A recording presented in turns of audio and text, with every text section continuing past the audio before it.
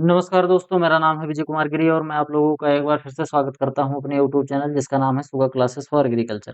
दोस्तों, आज हम लोग पढ़ने वाले हमारा जो एमसीक्यू सीरीज चल रहा है, उसमें आज हम लोग पढ़ेंगे 34वां लेक्चर। रोज की तरह से मैं आप लोगों से 10 क्वेश्चन पूछूंगा।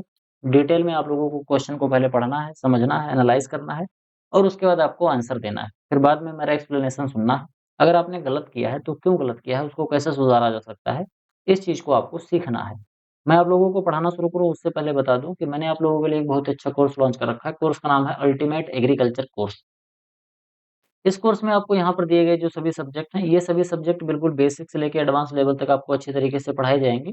और इसके अलावा यहाँ पर आप लोगों को जो कुछ भी पढ़ाया जाएगा, उसका आपको पीडीएफ नोट्स भी दिया जाएगा। ये जो पीडीएफ नोट्स होंगे आपको हिंदी और अंग्रेजी दोनों भाषाओं में मिलेंगे। तो अगर आप इसको खरीदना चाहते हैं तो इस क्यूआर कोड को स्कैन करके मात्र ₹1000 का पेमेंट करके आप इसको खरीद सकते हैं। बाकी कोर्स से रिलेटेड अधिक जानकारी के लिए मेरा व्हाट्सएप नंबर है 9792771793। मेरे इस व्हाट्सएप नंबर से आप संपर्क करके कोर्स से रिलेटेड अधिक जानकारी प्राप्त कर सकते हो। चलिए आगे बढ़ते हैं, देखते हैं पहला क्वेश्चन क्या है। पह, पहला क्वेश्चन है, identify the incorrect statement regarding hybridization and seed production in मेज एंड व्हीट। कह रहा है कि यहाँ पर आप लोगों को इनकरेक्ट स्टेटमेंट बताना है मेज के हाइब्रिडाइजेशन से और वीड के हाइब्रिडाइजेशन और इनके सीड प्रोडक्शन से रिलेटेड जो चीजें दी गई हैं, आपको बताना है इसमें से इनकरेक्ट कौन सा है। एक-एक करके पढ़ते हैं और समझते हैं। इन wheat, the Gojo method is most common hybridization technique। गेहूं में जो गोजो विधि होती है सबसे आम हाइब्रिडाइजेशन टेक्निक होती है। इसकी मदद से हाइब्रिड गेहूं की वेराइटीज बनाई जाती है। ये बात यहाँ पर बिल्कुल सही कही जा रही है, तो इसमें कोई दिक्कत वाली बात नहीं है। तो ये अगर सही है तो इनकरेक्ट हमको खोजना है, तो ये तो बात सही कह रहा है। अगला देखते हैं, अगला क्या है। अगला है a pure line in maize is developed through repeated self-pollination until homozygous plant are obtained। ये जेनेटिक्स का बात होता है। इसमें क्या किया जाता है कि इसमें बार बार मेज के अंदर सेल्फ पॉलिनेशन कराया जाता है। आप लोगों को याद होगा, मैंने पिछले लेक्चर में अभी आपको बताया था कि मेज जो होता है वो क्रॉस पॉलिनेटेड होता है। तो मेज जो होता है वो होता तो क्रॉस पॉलिनेटेड है, लेकिन हाइब्रिड बनाने के लिए हम उसमें सेल्फ पॉलिनेशन कराते हैं। तो क्या किया जाता है कि जब बार-बार मेज की कोई एक ऐसी वैरायटी है जिसमें बार-बार सेल्फ पॉलिनेशन कराया जा रहा है, तो इससे क्या होता है, उसके अंदर जो होमोजाइगोसिटी होती है वो बढ़ती है। तो होमोजाइगोसिटी बढ़ते वो एक समय पर 99.99% तक पहुँच जाती है। तो उसको हम क्या बोलते हैं, उसको प्योर लाइन बोलते हैं। यानी कि प्योर लाइन बिल्कुल शुद्ध प्योर लाइन का हो जाता है, वो एकदम से होमोजाइगस प्लांट हो जाता है। ये जेनेटिक्स की बात है। तो ये बात बिल्कुल सही कही जा रही है, इसमें भी कोई दिक्कत वाली बात नहीं है। अगला क्या है, अगला है multiline in wheat are primarily produce using the back cross breeding method. कह रहा है कि इसमें मल्टी लाइन, जैसे यहाँ पर प्योर लाइन बताया था, यहाँ पर मल्टी लाइन प्रोड्यूस करने के लिए क्या किया जाता है, यहाँ पर मल्टी लाइन प्रोड्यूस करने के लिए बैक क्रॉस किया जाता है। हर बार उसके पेरेंट से क्रॉस कराया जाता है, चाहे उसके मेल पेरेंट से या फीमेल पेरेंट से, किसी से भी क्रॉस करा के इससे मल्टी लाइन बनाया जाता है। किसमें बनाया जाता है, गेहूं में बनाया जाता है। तो ये भी बात सही कही जा रही है।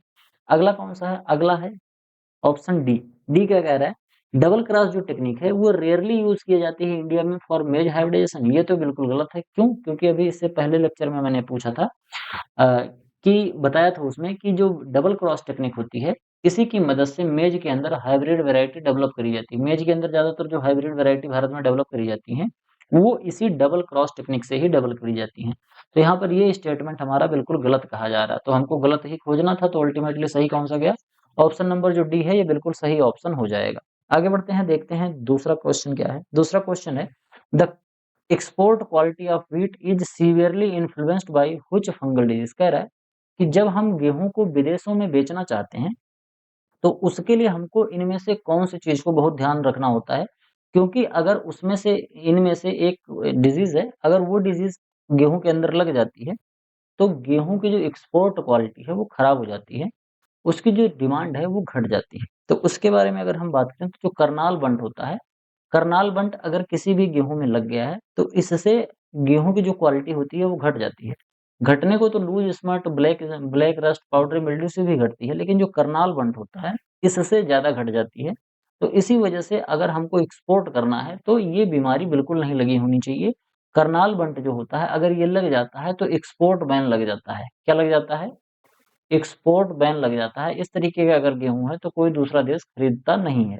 आगे बात करेंगे, why the barley hordeum vulgare considered superior to other cereals in problematic soil condition. कह रहा है कि अगर हमारे पास कोई ऐसी मिट्टी है जो समस्याग्रस्त है, यानी कि सैलाइन है, अल्कलाइन है, सोडिक सॉइल है, तो इस तरीके की अगर हमारे पास कोई मिट्टी है, तो उसमें अन्य जो सीरियल क्रॉप्स हैं, जैसे गेहूँ है, ज्वार, बाजरा है, मक्का है, इन सब के अलावा जौ को सबसे ज़्यादा अच्छा क्यों माना जाता है, इसको सुपीरियर क्यों माना जाता है? तो यहाँ पर पढ़ेंगे, समझेंगे। पहला कह रहा है it require very high temperature for germination. ये गलत है, क्योंकि रबी सीजन में ग्रो किया जाता है, तो रबी सीजन में तो हाई टेम्परेचर होगा ही नहीं, तो ये बात गलत हो गई। It is comparatively more tolerant to saline and alkaline soil other than cereals. जो अदर सीरियल होती है, अदर जो हमारी अनाज वाली फसलें हैं, उनकी अपेक्षा जो बार्ले होता है, ये सैलाइन और अल्कलाइन सॉइल को बहुत अच्छे तरीके से टॉलरेट कर जाता है। अगर हमारी मिट्टी थोड़ी-सी लवणीय है या क्षारीय मिट्टी है, तो उसमें ये आराम से ग्रो हो जाता है। अगला क्या है? अगला है it produce its own gluten. तो इसके अंदर ग्लूटीन नहीं पाया जाता है। मैंने आप लोगों को कई बार बताया है कि इसके अंदर ग्लूटीन नहीं पाया जाता है। इसके अंदर पाया क्या जाता है? इसके अंदर जो पाया जाता है वो आपको कमेंट बॉक्स में लिखना है। अगला क्या है? अगला है it has a very long growing duration. 200 दिन, 200 दिन का नहीं होता है। कितने दिन का होता है? 125 से लेके 135 दिन के आसपास का होता है। बाकी इससे कम भी हो जाता है। कई कोई-कोई वैरायटी है 90 दिन और 100 दिन में भी तैयार हो जाती है, तो आपको उसको ध्यान रखना है। तो सही कौन-सा गया?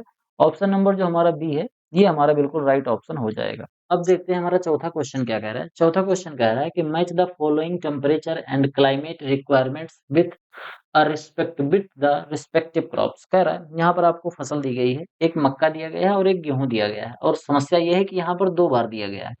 तो हमको ये समझना होगा कि कौन किस पे जाएगा।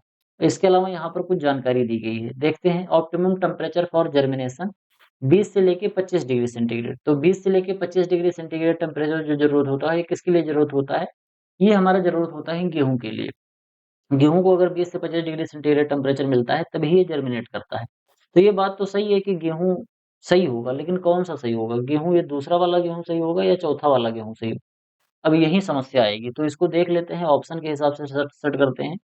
ऑप्शन इसमें देखो, ऑप्शन जो है ए जो जाएगा या तो बी पे जाए, ए जो है या तो 2 पे जाएगा या 4 पे जाएगा। तो देख लेते हैं 4 पे किसी में जा रहा है, तो 4 में तो जा ही नहीं रहा है, तो सीधी-सीधी बात है कि ए जो है इसको 2 पर हमें ले जाना है। तो वो ए अगर 2 पे जाएगा तो या तो ये वाला सही हो जाएगा या तो ये वाला सही हो गया।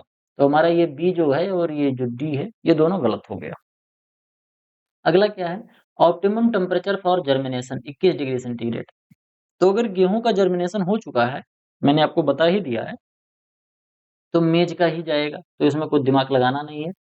तो मेज या तो फर्स्ट पे चला जाएगा या तो थर्ड पे चला जाएगा, दोनों पे जा सकता है, क्योंकि यहाँ भी मक्का है और यहाँ भी मक्का है। देख लेते हैं, बी जो है फर्स्ट पे जा सकता है और बी थर्ड पे भी जा सकता है, तो ये दोनों सही हो गया, तो कोई दिक्कत वाली बात नहीं है। आगे बढ़ लेते हैं, हो सकता है आगे और निकल जाए, काम बन जाए। अगला क्या है? Required warm weather and warm night temperature. अब आप बताओ कि जो मक्का होता है, इसको ग्रो करने के लिए वार्म वेदर और वार्म टेम्परेचर की ज़रूरत पड़ती है। क्यों? क्योंकि मक्का जो है खरीफ, रबी और जायद तीनों में ग्रो हो जाता है। वहीं अगर हम गेहूँ की बात करें, तो गेहूँ को ग्रो करने के लिए ठंडे टेम्परेचर की ज़रूरत पड़ती है और रातें भी ठंडी होनी चाहिए।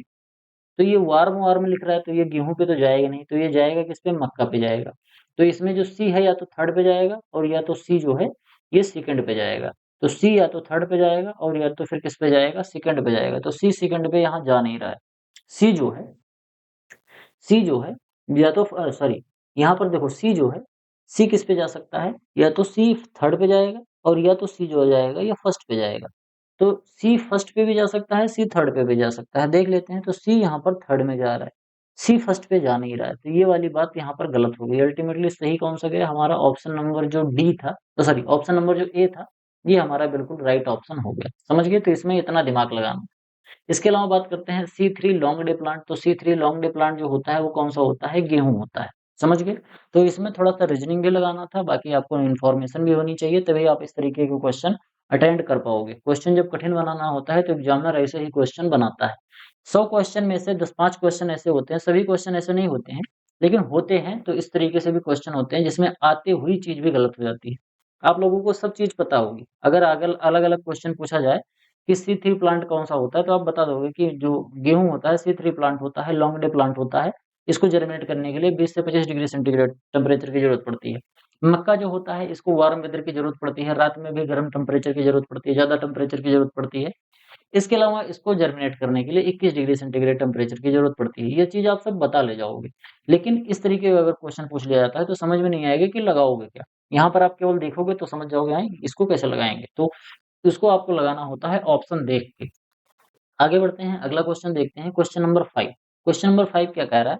Analyse the nutrient composition of मेज, which of the following data set is accurate. यहाँ पर डाटा का सेट दिया गया है, प्रोटीन, ऑयल और कार्बोहाइड्रेट का। आपको बताना है कि मेज के अंदर कैसे कैसे क्या पाया जाता है।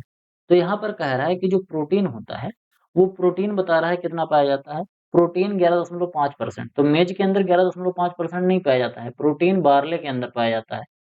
बार्ले के अंदर 11.5% पाया जाता है। इसके अलावा 6 से 7% प्रोटीन किसमें पाया जाता है? 6 से 7% प्रोटीन तो राइस में पाया जाता है, और 25% प्रोटीन तो केवल किसमें पाया जाता है?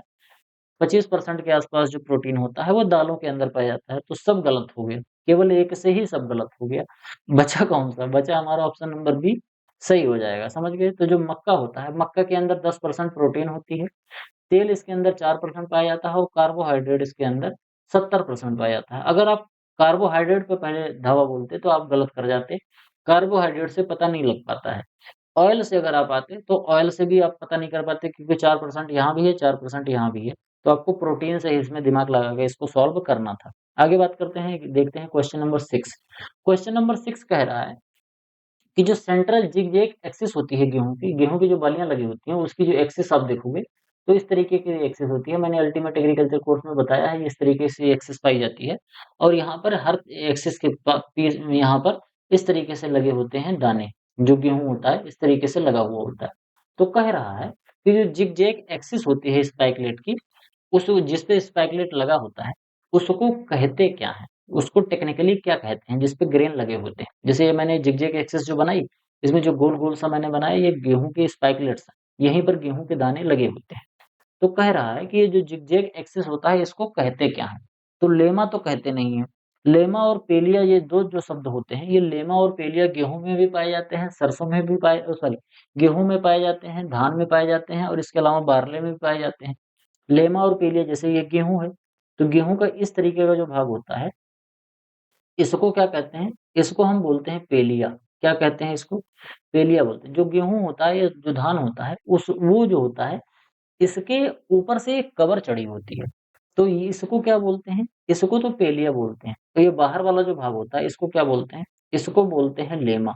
और लेमा के ऊपर आप लोगों ने देखा होगा, गेहूं में ऐसे बालनुमा संरचना निकली होती है बड़ी सी। तो ये जो बालनुमा संरचना निकली होती है, ये किसको, इसको क्या कहते हैं? इसको कहते हैं ऑन्स। समझ गए? AWNS, तो इसको ऑन कहते हैं, इसको ऑन्स कहा जाता है, ऑन कहा जाता है।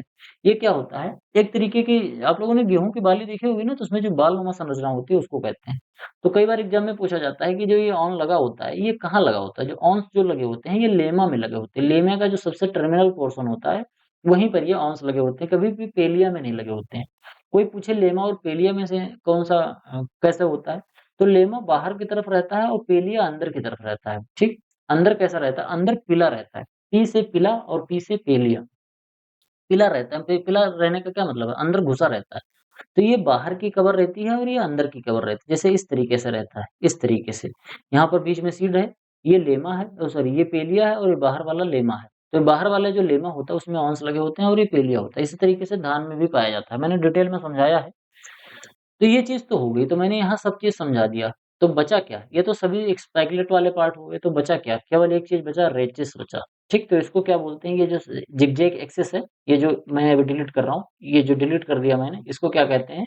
इसको कहते हैं रेचिस। समझ गए? तो इस तरीके से ऐसे रेचिस बनी होती है।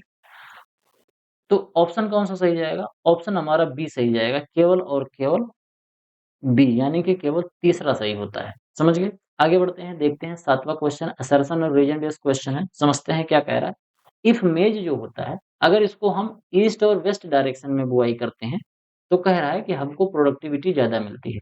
ईस्ट वेस्ट डायरेक्शन यानी पूर्व पश्चिम की दिशा में बुआई करते हैं तो हमको कह रहा है कि प्रोडक्शन ज्यादा मिलता है। और ये क्यों मिलता है? कह रहा है कि सोइंग, इस ओरिएंटेशन में जब हम सोइंग करते हैं तो पौधे को ज्यादा लाइट मिलती है। समझ लेते हैं कैसे। जो सूर्य होता है, ये पूर्व से निकलता है और पश्चिम में जाता है। ठीक? सूर्य यहाँ से निकलेगा और यहाँ जाएगा, ठीक? पूरब में निकलेगा और पश्चिम में जाएगा।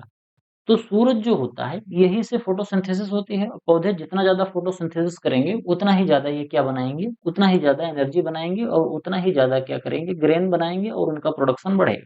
तो ये तो बात हुई सीधा-सीधा फोटोसिंथेसिस की। अब पत्तियों को जितना ज़्यादा प्रकाश मिलेगा, पत्तियाँ उतना ही ज़्यादा तो फोटोसिंथेसिस कर पाएँगी, तो यहाँ पर बात हो रही है प्रकाश की। तो प्रकाश कब ज़्यादा मिलेगा? आप समझो कि हमने मक्के की एक लाइन यहाँ लगा रखी है, मक्के की जो अगली लाइन है वो हमने यहाँ लगा रखी है, फिर मक्के की अगली लाइन यहाँ लगा रखी है। तो अब मक्के की जो लाइन है थोड़ी दूर-दूर है, यहाँ पर आप देखोगे तो इतनी दूरी है, यहाँ से लेके यहाँ तक ये ज़्यादा दूरी है। तो जब इस तरीके से हम लगाते हैं तो पौधे के हर पत्ती पर बहुत अच्छा प्रकाश पड़ता है। तो इससे क्या होता है, इससे जो हमारा उत्पादन है वो बढ़ता है क्योंकि फोटोसिंथेसिस ज़्यादा होती है। वहीं अगर आप समझो कि हमने अगर मान लो ऐसे उत्तर-दक्षिण में ऐसे बुवाई कर दी, तो सूरज यहाँ से निकलेगा, सूरज यहाँ से निकलेगा और यहाँ जाएगा। तो अब आप समझो ऐसे कि जब सूरज यहाँ से निकलेगा और यहाँ जाएगा तो आप देखो यहाँ पर जो सूरज रहेगा, ये दोपहर को बिल्कुल यहाँ पर दोपहर को सूरज जब रहेगा। अब दोपहर को सूरज रहेगा तो इधर को लाइट आएगी ऐसे। तो इस पौधे की जो लाइट है, इस पौधे की जो परछाई है, इस पौधे पे पड़ेगी, इस पौधे की परछाई इस पौधे पे पड़ेगी, इस पौधे की परछाई इस पौधे पे पड़ेगी। तो समस्या हो जाती है। तो इसीलिए हमको कभी भी उत्तर-दक्षिण में बुआई नहीं करनी चाहिए, पूरब-पश्चिम में बुआई करनी चाहिए। यानी कि जो लाइन से लाइन की दूरी है, वो कैसी होनी चाहिए? लाइन से लाइन की जो दूरी है, उसको हमें पूरब-पश्चिम में रखनी चाहिए। पौधे से पौधे की दूरी उत्तर-दक्षिण में रहनी चाहिए। समझ गए? तो हमारा ऑप्शन जो है, ये कौन-सा सही हो जाएगा? ऑप्शन नंबर जो ए है, ये सही हो जाएगा क्योंकि इसमें रीज़न भी सही है, असर्शन भी सही है और रीज़न जो है, ये असर्शन को करेक्टली एक्सप्लेन भी कर रहा है। अगला क्वेश्चन देखते हैं 8वां क्या है? Regarding the chemical weed management in wheat, identify the potential hazard associated with the use of 2,4-D कह रहा है, जब हम 2,4-D का छिड़काव करते हैं गेहूँ के अंदर, तो हमको किस चीज़ को ध्यान में रखना होता है? देख लेते हैं। करनाल बंट इसकी वजह से क्या हो जाता है? करनाल बंट डिजीज़ लग जाती है, तो ऐसा तो बिल्कुल नहीं है। Drift hazard to adjoining pulse dicot crops, जब हम गेहूँ की फसल में जब हम 2,4-D का छिड़काव करते हैं खरपतवार को मारने के लिए, तो अगर गेहूँ के खेत के अगल-बगल में अगर कोई हमने दलहनी फसल लगा रखी है और ड्रिफ्ट हैज़ार्ड हो रहा है, यानी कि हवा की वजह से जो स्प्रे कर रहे हैं वो उड़ के दूसरी जगह चला जा रहा है, तो क्या होगा? जैसे मान लेते हैं ये हमारा इतना बड़ा-सा खेत है, इस खेत में हमने यहाँ गेहूँ लगा रखा है, लेकिन इसके अगल-बगल यहाँ पर दाल लगा रखी है। अब हवा चल रही है, हवा चलेगी तो क्या होगा? यहाँ पर हम अगर गेहूँ में डाल रहे हैं, तो इसमें गेहूँ में जब हम दवाई डालते हैं, यानी कि हर्बिसाइड डाल रहे हैं 2,4-D, तो ड्रिफ्ट हैज़ार्ड की वजह से इसका स्प्रे जब हम करेंगे, तो ये थोड़ा-सा उड़ के दाल पे भी चला जाएगा। और आप लोगों को पता है कि ये जो 2,4-D होता है, ये चौड़ी पत्ती वाले खरपतवार को मारता है। कैसे मारता है? चौड़ी पत्ती वाले खरपतवार के लिए ज़हर होता है, तो चौड़ी पत्ती वालों को मारेगा और जो दाल होती है, वो चौड़ी पत्ती वाला होता है, तो दाल खराब हो सकती है। तो इसलिए हमारा जो ऑप्शन नंबर बी है, ये सही हो जाएगा, लेकिन आगे भी पढ़ेंगे। ये टेस्ट वेट में इंक्रीज़ कर देता है फ्लेरिस माइनर का, ये गलत बात है। It should only be spray exactly 7 day after sowing, ये भी बात गलत है। ये एक तरीके का पोस्ट इमर्जेंस हेर्बिसाइड होता है, तो 7 दिन में तो कोई बात ही नहीं है, क्योंकि उस समय पर या तो अर्ली पोस्ट इमर्जेंस होता है या तो फिर प्री इमर्जेंस होता है। तो ये हम डाल नहीं सकते। इसके बारे में मैंने आप लोगों को वीड साइंस में डिटेल में पढ़ा रखा है। तो ये चीज़ तो हो गई, हमारा ऑप्शन नंबर जो है 8वें का वो बी सही हो जाएगा। अगला देखते हैं 9वां देखते हैं। 9वां क्या है? हमको यहाँ पर मैच कराना है। यहाँ पर कुछ चीज़ें दी गई हैं और ये सभी चीज़ें जो हैं ये मक्का की दी गई हैं। मक्का के प्लांट की दी गई हैं। हमको बताना है कि इनका जो डिस्क्रिप्शन दिया गया है ये कौन-सा किस पे जाएगा, मैच कराना है। टेसल की बात करते हैं, तो टेसल क्या होता है? टेसल जो होता है एक तरीके का मेल पार्ट होता है, तो मेल फ्लावर यहाँ पर दिया गया है, तो ए जो है ये सेकंड पे चला जाएगा। इसके अलावा बात करते हैं किसकी, जो बी है सिल्क, सिल्क क्या होता है? ये फीमेल पार्ट होता है, यहाँ पर चला जाएगा। इसके अलावा क्या है? फीमेल हेयरी क्लस्टर होता है, जो सिल्क होता है वो पतला-पतला बाल-नुमा संरचना होती है। इसके बाद कोब है, कोब क्या होता है? कोब जिसको हम भुट्टा कहते हैं, ये फीमेल पिस्टिलेट जो होते हैं इन्फ्लोरेसेंस का, उनका पूरा एक कॉम्बिनेशन होता है जो कि गाँठों के ऊपर निकला होता है। भुट्टा अगर देखोगे तो वो जो नोड्स होते हैं, भुट्टे का जो पौधा होता है, मक्के का पौधा उसके गाँठ में निकला हुआ होता है, वहीं पर निकलता है, इसको बाली कहते हैं, भुट्टा कहते हैं। इसी को भुट्टे को भून के फिर लोग खाते हैं, समझ गए? सेमिनल रूट क्या होता है? सेमिनल रूट एक तरीके का प्राइमरी रूट्स होती है जो कि सपोर्ट करती है और पौधे को नरिश करती है इनिशियल स्टेज में, सेमिनल रूट, समझ गए? तो कैसे सही होगा? ए जो है सेकंड पे जा रहा है, ए सेकंड में इसमें जा रहा है और इसमें जा रहा है, ये गलत हो गया और ये वाला गलत हो गया।